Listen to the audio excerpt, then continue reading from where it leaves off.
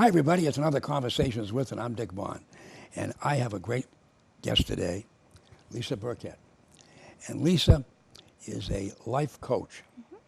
Now, you're saying, really? Does she coach the Patriots? Does she coach the Red? No, she doesn't. So we're going to find out from Lisa what this is all about. So, Lisa, talk to us about being a life coach. Well, thank you for having me today. Oh, I'm glad. Thank you very much. So what I do is I work with youth, high school students and college students, and I help coach them on things going on in their lives. So whether they're looking for colleges, going through the application process, going through the financial aid process, as a student and as a family, it's important that their families are involved in this too. Huge. Yes. Yeah. And I know because I've done programs in the past with people from the admissions offices. And it's so important that people, I mean, one little mistake on that application can kick it out. Yeah. And you turn down and never know why. Yeah. You know, so, and even with financial aid, it's critical that you get everything just right. And a lot of times, you know, parents' participation is they have to come up with information and knowledge, you know. And, you know, it's interesting to hear that you really focus and concentrate on younger people because one of the dilemmas, I was talking to someone the other day and we were talking about what it was like when I grew up. Well, I graduated from high school in 1953. That was a long, long time ago. It was a different world. It was a different, I grew up in Malden. And if you grew up in Malden in those days, you were an Irish Catholic, you were an Italian Catholic, or you were a Jew. Those were the first people who moved out of Boston. Their dad got a good, because mums didn't work then. Their dad got a good job and you could afford to move to the suburbs. And it was Malden, Medford, Everett, those North Boston areas where we had our own house and I had my own bedroom and we had our own big backyard. We didn't have a three-decker, you know, in the city. And so, but it was a different world. If you did something wrong, by the time you got home, your father already knew. He was waiting for you. And today, the kids really struggle, you know, and sadly, we don't have the families we used to have back in those days. You know, a lot of kids don't have it, don't know who their dad is. And there's kids who, we have a single parents. Or we have kids who spend 3 days with the dad and 3 days with the mom. And even then, trying to get their feet on the ground, you know, once they get 12, 13, 14, it's really something. Yeah. And so it's unique that you're working with younger people. Yeah. Yeah, my career before my daughter was born 2 years ago was in higher education. I worked at 3 different colleges throughout Connecticut and Massachusetts, and I did admissions. I was an admissions counselor for a while. I also was in student life, so I've worked in residence life, student activities. Where did you work? I worked at Western New England University as an admissions counselor, and then from there I was at the University of New Haven for 5 years in student activities, and then from there I came back to Massachusetts. I was an undergrad at Anna Maria, and I ended up back at Anna Maria very happily as the director of student activities and then the dean of student life. So you got a great background in you know, as these kids, you know, and you know, we went through it in my own. I got 5 kids, and my youngest daughter. We were in Vermont. I had a radio station there, and she was in a school that had 9 kids in the classroom. 2nd grade, 3rd grade. Then went to Woodstock, Vermont High School, and there was 12 or 13 kids in her classes. So we finally we sold that property, and I came back to Massachusetts. And then we put her in a Catholic school because of the same, you couldn't just take her and put her in public school where there's 34 kids in a classroom, you know. And then she ended up at Chapel Hill and Chauncey Hall for her senior year, back to 5 or 6 kids. So all she wanted to do was go to the University of Rhode Island because her girlfriends were going there. So she was admitted to Salve Regina and among other schools, but ended up going to the University of Rhode Island. She calls me the 2nd day of school crying her eyes out. She went to a math class. There was 400 kids in the hall. She didn't know what to do. Absolutely. She panicked. Absolutely. You know, and she went to go see the teacher after class, and she was 32nd in line, and she couldn't. She was just more than she could comprehend, and so I said, get through the semester, and she ended up at Emmanuel, where it was a much private girls' school, and she was back to where she was comfortable. Yeah. But it can be catastrophic for kids. It can be. You know, if they get moved into a, It and can I went be. through it with her. Yeah. I mean, going from 6, 7 kids in a classroom Yeah. to 400 in a hall. Absolutely. You know. I went through a similar process when I was looking for colleges. I knew I needed someplace small. My brother and I are very different. My brother wanted a big school. He went to Tufts. Every kid is different. Yeah. I walked onto Anna Maria's campus and said, this is the place for me. And I Yeah. was a junior in high school, and my mom said, well, let's look at more places. Yeah. And I said, nope, this is where I'm going to school. And couldn't have been happier that I Yeah. did. I wouldn't have had the opportunities that I did at Anna Maria at other schools. Right.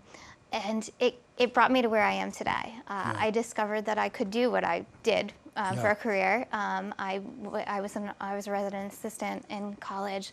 I got involved in campus activities. Yeah. I got involved in campus ministry. I was a very involved student. At Yeah. a large school, that would have been harder for me. Other students really thrive at large schools. Yeah.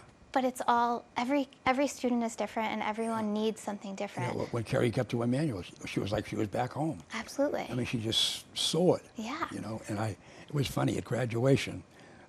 Sister Eisner, who was the president, Carrie was the last kid, Vaughn. Yeah.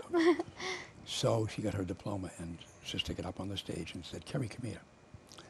And she brought her over, and Carrie's now, what is she going to do to me? And she announced that Carrie was the last girl to graduate from Emmanuel when it was an all-girls school. Wow. Because next year they were going co-ed. So she got a standing ovation, you know, picture, oh God. But the point I'm making is that I'm just so intrigued that you really focus on young people because they really can get lost. You know, they can get eaten alive, you know, depending on their own bringing up. You know, one of the things that I did a great collaboration with a genius psychiatrist, Dr. Morris Borenstein, who since has passed away. He was 88 years old, but he was chief of psychiatry at Mercy Hospital, and he was an MD. He studied in Vienna when they really were down an alley and they had a couch. That's how far back he went. He used to make jokes of it. But Dr. Borenstein and I did a study on men and women, and the fact is, women outperform men. And the funny part is that what I learned is from the time. Now, you have a brother, and I'll give you the example. When your brother was born, by the time his little head popped out of his mummy, his dad already had a Tonka truck, a Lionel train set, a football helmet, a baseball bat, and between the ages of 1 and 5, boys are taught to play. Now, when you were born, Mummy took you under her wing, and you learned how to change Barbie and dress her and put her to bed. You learned how to help Mom do the dishes. You helped Mom make your bed and do all the things that are organizational skills to prepare you for life. Because between the ages of 1 and 5, you're 80% of what you're going to be. Wow. The other 20% you learn from kindergarten through college. You learn that B comes after A, that 2 and 2 is 4, that Annapolis is the capital of, and that's rote. The teachers drill it into you. So that's how you learn it. But people don't realize that you're already formed by your mom and dad. And the amazing thing about kids is each child has a different mother and father. Absolutely. People don't realize that. When you have your first kid, I went through it with 5 kids. We didn't know what to do. We get this little thing, and we bring them home from the hospital, and now what? Yeah. And my mom came, and my wife's mom came, and they helped her and guided her. Yeah. Now, the second kid, we got it pretty down. We got pretty good. By the 5th kid, we got this thing So each one of the kids, my poor oldest son, he had to be home at this time, and he had to do this, you know, and he had restrictions. Well, by the time the 3rd kid, they could go out, and they could go, and they could do, you know. And so when I say to the people, sometimes they say, what? Yeah, each one of your kids had a different mom and dad. You're just more experienced. Absolutely. That's all. But anyway, it's so vital because, you know, we've all said it. We need licenses for everything in America except being a parent. Yeah, You know? my husband jokes there's no playbook. Yeah. There's no playbook for No, parenthood. no, you can't go look at the book. No. Right? And you have to deal with them, you know, and there's setbacks and disappointments, and kids make mistakes. Parents make mistakes. And but it's so vital. Talk about some of the things you work with and some of the issues you've discovered Absolutely. that you've had to help solve. Yeah, well, you brought up a good point about your daughter. You told her to make it through the first semester. That first semester is so hard sometimes, and that phone call that says, I want to come home, Yeah. is the toughest on a parent. Yeah. And that's another group that I target to work with, is the students who aren't sure they made the right choice. They get there that first semester or their first year, and they say, this isn't for me. What do I do now? Because now you're back to the drawing board. I work with students who are looking to either transfer or aren't sure if they need to transfer or look into a different direction where they are. Yep. Sometimes it's the major they chose. I changed majors 5 times in college. I was going to be a music therapist. I wasn't a music therapist. My junior year in college, I said to my supervisor when I was an RA, I says, I could do what you do. And she said, yeah, you can. And I went on to get my master's degree in higher education. So you change your mind. It's so hard to make a decision at 17 for what you want to do. I mean, the thing that drove me crazy, Kerry was accepted to Salve Regina. Her, my first daughter, her sister, lives 2 blocks away. Perfect. And she didn't want to go. She wanted to go to URI because her best girlfriend at school got accepted there. So, fortunately, a fellow named David Taggart, who used to be in Ware High School, in Ware, Mass, when I owned a radio station up there, who was a great personal friend of mine, was the dean of admissions. So a phone call got Kerry in to URI. Okay, Kerry. And when she called me that second night, Daddy, you're not going to believe. Kerry, I said, I'll be down this weekend. And I called my daughter, Kathy. I said, Kathy, go over and see her. So Kathy drove over and calmed her down. And I saw her that weekend. I said, look, get through this first semester. You can't leave now. You got to stay. I said, get through this first semester. Where do you want to go? Well, I don't know, but I think maybe Emmanuel. I love Boston. Okay. Fortunately, one of my cousins is a sister in Notre Dame. Now, the sad part about Kerry is she had a scholarship to the University of Notre Dame in cheerleading, because they have to have so many scholarships for football. They have cheerleading scholarships. Yeah. Kerry was a cheerleader at Woodstock High School in Vermont. I don't want to go way out there, Daddy. That's in South Bend. I'm not going out to the middle of the country. Anyway, you know, but that's kids. And I said to my wife, if you force her to go to Salve Regina, she will prove you wrong. Yeah. I said, she's got to go where she wants. And I finally convinced her, and she did, and she stayed. And we got great help.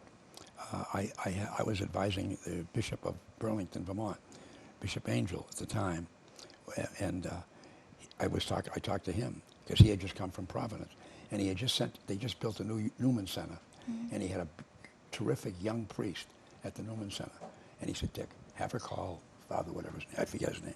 And so I did. I had Kerry go see him, and he took her under his wing, and she loved him. And they went to football games, and he got her involved, and she got through that first semester. But I called my cousin at the Sisters of Notre Dame, and she set up an appointment with the Dean of Admissions, and Sister Claire, and Kerry went and met her, and they were big buddies, and Sister Claire took good care of her, and did an interesting thing, set her up with summer courses, and she took 2 or 3 courses every summer.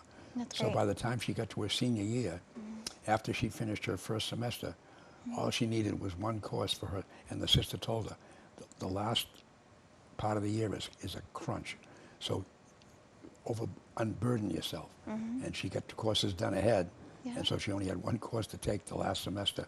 So she flew through that, and it was a great experience, and she loved Emmanuel, and it worked. But that was the good part, you know. And to your point, kids can get sucked in, and then if they want to quit, and in fact, I remember my oldest son Dennis went to UMass the dean of admissions got up and spoke to the orientation, and he said, "Oh, by the way, just so you know, 50% of you won't be here next year." I almost fell over. 50% of you will not be here next year. Welcome to UMass. You know, so people don't realize the dropouts. Yeah, and that can be hard on not only the student but the parents. That first phone call saying, I don't like it here, or I don't like my roommate. Sometimes it's just the initial shock of being away from home. Sometimes you gotta give it a chance, and sometimes it's not the right place for a student. No. So I really try to work with students who really just need to give the school they're at a chance, or maybe it really isn't for them. I've worked with students who want to go far from home. They're in Massachusetts, they want to go to Florida. Yeah. And I'll say to them, "Are you sure?" "Yes, I want to go to Florida." Well, they don't realize that coming home isn't just a car ride now. No. It's a plane ride, and Plane you got to ride. wait until Thanksgiving to get home that first And then you got to time. come home and then got to get back. And for some Well, students that works. There's another problem. My wife's sister was a great soccer and lacrosse player at Framingham High School. Got a scholarship to the University of North Carolina. Went down there, and she was a Yankee. And the girls down there, because she was excellent, she was a star. She was a great lacrosse and soccer player. And so she went out on the field and was blowing them away.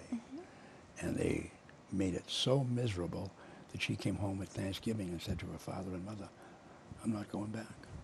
I am not going down there again and put up with those people calling me Yankee, you know, and ignoring me and not speaking to me, you know."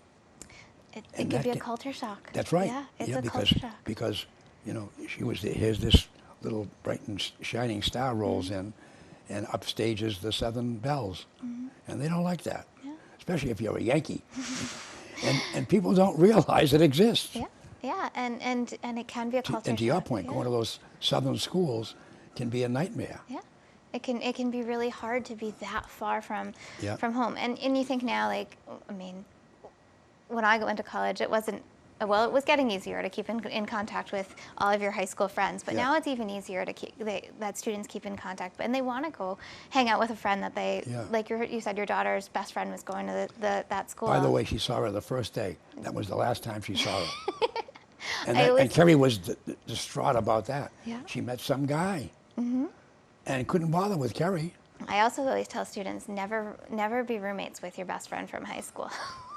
It never works out. No, no. But yeah, they could want to go someplace because their friend is going, but it's just not. Well, the right Kerry had place. another issue too. They overbooked, and they rolled in rollaways, and they put 3 kids in a room, and Kerry had a room with 3 kids, and one of the kids was, as Kerry calls her, a spoiled little brat from Dartmouth, and she said, "I'm not taking that rollaway," and there was a big brouhaha, you know, and she says, Kerry got there first, so she took her bed. The other kid came in second. This one rolls in 2 hours later, and now she's after the parents all left. There was a big fight in the room, and they had to get somebody from the school to come in and settle it. You know, and said, "Nope, she's first, you're second. That's yours." You know, and we'll try to find you and let it settle out, and it eventually does. Some It people, does. kids leave, It and they were does. able to move them back, and they Yeah. got back to 2 in a room. Yeah. But the whole thing started off as a nightmare. Yeah, You know? yeah, and roommate issues. Sometimes we always would say the first six weeks are great, and then once you get to that Columbus Day weekend, we would call it the honeymoon period was over, and Yeah. sometimes that's when students come home and they say, "Mom, I don't want to go back. Dad, Yeah. I'm not. Don't bring me back. I had a fight with my roommate. I don't like this person." Yeah. And sometimes it is just that. Yeah. That situation, and it can be worked out. They just need to know who to talk to. Yeah. Maybe it is that they need to change rooms. Maybe it is. Maybe it's something else. Maybe it's a class that they don't like, Right. and sometimes they just don't feel comfortable approaching the right person or Yeah. know who that right person is. That's right. So, I've worked in those offices for so long. I'm there to help families navigate that. Right. So you must, you know, I mean, the beauty of this whole thing is you can sit with a kid, and of course the thing is you got to find out about them to know where they will fit. Absolutely. Where's she going to fit or he's going to fit? Absolutely. And then guide them to the degree that say, oh, by the way, you're not going to like somebody. Yeah. oh, by the way, this is going to happen, you know. Yeah. And I think the biggest thing, I remember talking to this woman who did financial, that was her job. She would go get you financial stuff. And she did a couple of programs with me. And she would say, you'd be surprised the number of times I had to talk a kid out of saying, I'm going to Harvard. Because, first of all, I knew in my heart he couldn't make it at Harvard, because I know what it takes to get there and what it takes to stay there. Yeah. And he just wasn't there, you know, academically. But you have to be careful because you don't want to break his little heart either. Absolutely. You know, and so you got to be careful. And I would say to kids, then the other problem was the kids who want to apply to 12 schools. Every one of those applications is money. Absolutely. You know, and now, you know, you don't need to do all that. You need to find the right school for that individual. Absolutely. You know. And there's a lot of schools out there, and there's a lot of different options, but it's really figuring out what works for that student. So is it that they want to be in a city? Like, do they want to be in Boston? Yeah. Do they like that city life? Do they not want to be in a city? Is that not Yeah. for them? Is it around their major? Do they have their heart set on being a teacher or a doctor or a police officer or a fireman? And what are the other options there if they decide that that's not for them? I mean, knowing their options, knowing what's there, knowing how to navigate what they want and what they really need there. Also looking at clubs and organizations that are on the campuses. You could have a student who their whole life cheered. They were a cheerleader their whole life, and now they're getting to a school that doesn't have a cheerleading team. And they're lost because that was their life. Or they played a certain sport their whole life, and now they can't get on the team. See, another thing too is what happens is, especially in this area, we have a lot of small schools. We do. They're divisions, high school divisions. Like, for instance, in Greater Boston, those kids can go to Syracuse. They can go to Harvard. They can go to Notre Dame. But kids out here have a difficulty because their football leagues aren't the same high school-wise. So even their competition isn't the same. So they may be a great soccer player at Bay Path, but trying to go to the University of New Hampshire and get on their soccer team, where they've given out 20 scholarships to outstanding soccer players, can be crunching. Yeah. You know, they go out and think they're going to make the team, and they don't last the first 2 days. Absolutely. You know, and so that's something they got to be careful of. Absolutely. And when you get there and you decide that the sport's not for you, and your sport has been your life, your whole high school, middle school, and high school career, what do you do now? Is there club versions of a sport? You don't have to play varsity. You can play a club sport. Or is there another thing that you're passionate about that you want to get involved in? Another thing for kids, for some students, is finding a place where that has what they're looking for spiritually. Do you want to go to a religious institution like a Catholic school, or a school that has services for your denomination? Some schools don't. My brother when he went to school, the Catholic Mass was held at midnight. Because they had one chapel for all faiths. And that was something that was like kind of a shock to my mother. Not to my brother, but to my mom. It was important for me that I went to a school where I could attend a service. I mean, when Kathy ended up at Emmanuel, I mean, we were thrilled because, she was admitted to Salve Regina, and which was a perfect fit for her, and especially because she could have lived with her sister, 2 blocks away, walked to class. Anyway. Didn't work out that way, but at Simmons, when she had a scholarship to Notre Dame, our next door neighbor, his brother, was in the athletic department, and he said, "Dick, I'll take care of it for you." And this was when we had a radio station up in Vermont, and we lived in a condo. And my next door neighbor worked for Marsh McLennan, came up weekends from New York, and his brother was in the University of Notre Dame, and I told Kerry, and she says, "Where's South Bend?" And she went and looked it up. Then she said, "How many people go to their football games? You can be a cheerleader." I said, "Well, the stadium holds 85,000. 85,000? I'm not going there. Absolutely. And she just was, "Dad, you're crazy." But her claim was that she was so excited because Emmanuel was taught by the Sisters of Notre Dame, and their school colors were navy blue and gold, and that's Notre Dame's colors. So she was all excited. but it's so important. And now let's talk about how they get a hold of you, and how Absolutely. people and when they should call you. Absolutely. Junior year, a lot of students will start the summer before their junior Yeah. year in high school. A lot of students will start looking at colleges. Open houses will start in the fall. It's important to go check out schools. Yes, during the summer when you have a little free time and you're on summer break, but also when school's in session. It's important to see what the school's like when there are students there. So during the summer before junior year is a great time to start, or anytime during junior year, to work with me on getting a list together. What schools are you going to see? What schools do you want to visit? What schools are not the ones you want to go to? Do you have to tell them at some point, that's not a school you really should look at? Sometimes, yeah. I mean, if it's a school that doesn't have anything that they're looking for, has nothing to do with, if it's a school that's a nursing college and they want to be a teacher, Yeah. that's not, maybe it's in the perfect location for them, but it's not the school for them. Right. So looking at their major, looking at what their interests are, where they want to be, where they feel comfortable, all of those things is really important. So starting the summer before junior year and into junior year is a great time to start looking at what school options are out there. Getting together a list of what schools you want to look at, what schools you want to visit, seeing what those schools offer. Some schools offer overnight programs where you can go and spend the night on campus and see what it's like. Some schools have an open house in the fall or in the spring that you want to go see. And it's important to check it out a couple of times. If you're not a winter person, you don't want to go to New Hampshire. No. So you want to check out the school and see what it's like Yeah. at that school at different times as well. So I have a website. It's my company name is Plenty of Possibilities. So it's plentyofpossibilities.com. They can find me on Instagram and on Facebook as well. I also have my email address is lisa@plentyofpossibilities.com, and so they can reach me in any of those ways. That's terrific. And I'm just sitting here and thinking about the number of kids that need direction and need help, and even parents.